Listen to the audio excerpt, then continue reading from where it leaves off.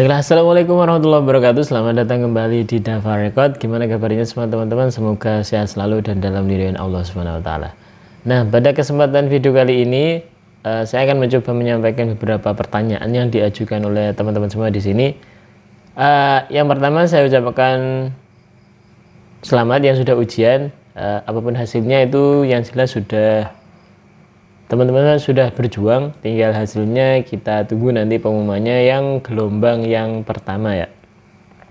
Kemudian yang mungkin masih belum ujian, tetap digiatkan lagi belajarnya. Kemudian ya selalu berdoa semoga nanti bisa diberikan kelancaran ujiannya dan bisa lulus ujian dan bisa berangkat ke Korea. Nah, untuk informasi yang pertama ini saya sampaikan dari yang saya dapat dari teman saya yang sudah ujian di tanggal 21 kemarin. Kemarin rencananya sebenarnya mau mencoba video call, cuma ternyata koneksinya terganggu dan tidak bisa menampilkan gambar atau wajah.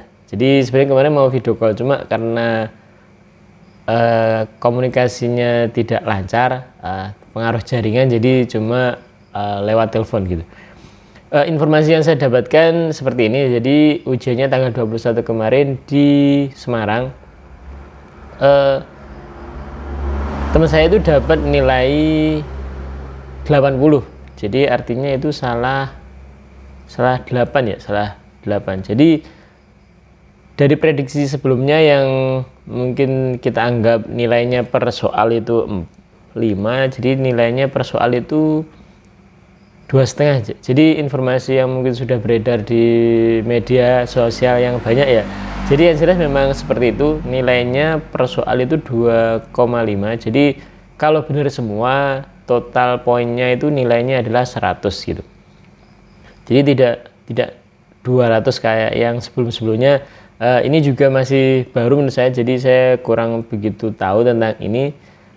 Terus mungkin akumulasi total poinnya juga, mohon maaf saya juga kurang tahu. Jadi yang jelas kalau poin maksimalnya berapa, nilai lulusannya berapa, mungkin enaknya patokannya itu salah minimal ya. Kalau mungkin teman-teman salah minimalnya 4 atau 5, insya Allah itu masih aman ya. Kalau lebih dari itu ya mungkin ya berdoa saja semoga di gelombang yang pertama ini KKM-nya rendah gitu. Jadi mungkin yang menjadi acuan sekarang itu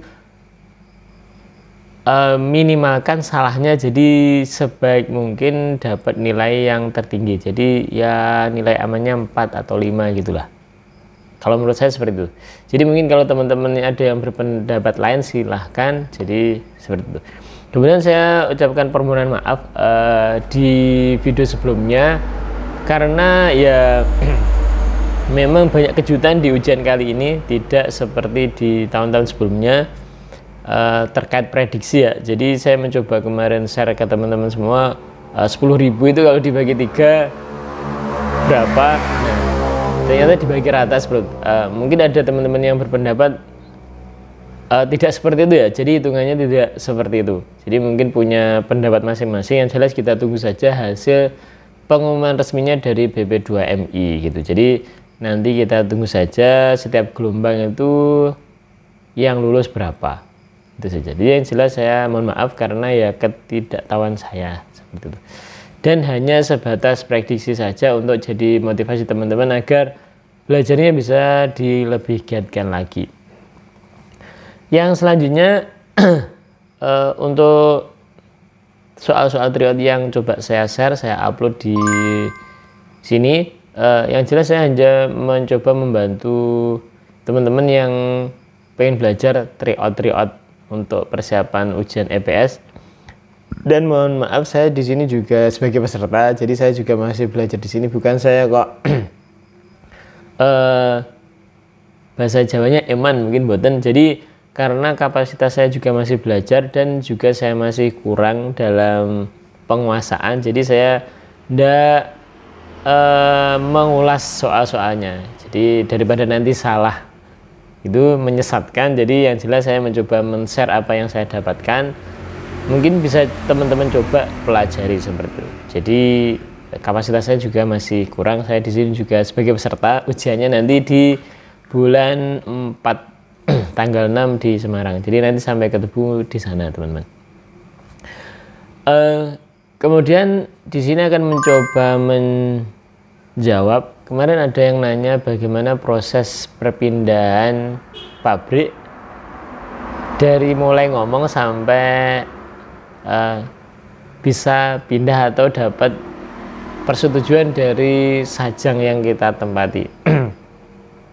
Nanti akan saya coba carikan barang bukti ya. Kemarin ketika saya mau ngomong sama orang kantor, waktu saya masih kerja di sana dulu di tahun 2015 sampai 2019 kemarin, pas proses perpindahan pabriknya itu di pabrik pertama di 1 tahun 10 bulan saya kerja yang di pabrik pertama. Untuk proses pindahnya itu ya memang lumayan panjang dan beribet. Jadi yang jelas tidak langsung minta pindah langsung disetujui, tidak seperti itu. Jadi kayak digantungkan gitu. Jadi saya sudah ngomong ke orang kantor, mungkin kalau rekamannya ada nanti saya sertakan di sini ya. Saya sudah ngomong sama orang kantor, bahasanya ya saya ingin pindah pabrik gitu, karena pabriknya di sini hitungannya tidak benar. Kemudian pertama masalahnya itu, jadi hitungannya tidak benar, saya pengen pindah pabrik gitu. Nah, yang jelas jawaban orang Korea itu mungkin emosi atau gimana, yus silakan pindah gitu. Nah, ketika dijawab itu, ya saya jawab, iya saya siap pindah pabrik, kalau gitu silakan dibuatkan dokumen, kemudian nanti saya laporan ke Nodongbu seperti itu. Nah, habis itu saya keluar dari kantor, saya naik ke Gisuksa, kemudian orang kantornya itu menemui saya ke kamar saya gitu. Istilahnya bahasa Jawa yang ngereh-ngereh gitu. Jangan pindah pabrik, tetap kerja di sini saja gitu, bahasanya seperti itu. Oh tidak, saya sudah disetujui tadi, saya sudah ngomong, katanya iya, terus akhirnya saya ya saya mau pindah pabrik gitu. Nah, mulai besoknya saya sudah tidak masuk kerja. Saya di kamar gitu, sudah tidak mau masuk kerja karena ya anggapan saya sudah disetujui, sudah diiyakan. Tapi yang jelas jawaban iyanya itu ya mungkin karena emosi itu orang-orang Koreanya. Nah, kemudian saya laporan ke Nodongbunya. Nah, saya laporan ke Nodongbu, intinya saya keluar dari pabrik ini, saya mau mencari kerja gitu. Nah, tapi ketika dicek di Nodongbunya, data saya itu masih belum online ya, statusnya masih di pabrik yang saya tempati itu gitu. Terus minta tolong sama orang Nodongbunya, diteleponkan ke pabrik. Jadi kalau dari pabrik jawabannya masih belum disetujui, jadi masih digantungkan.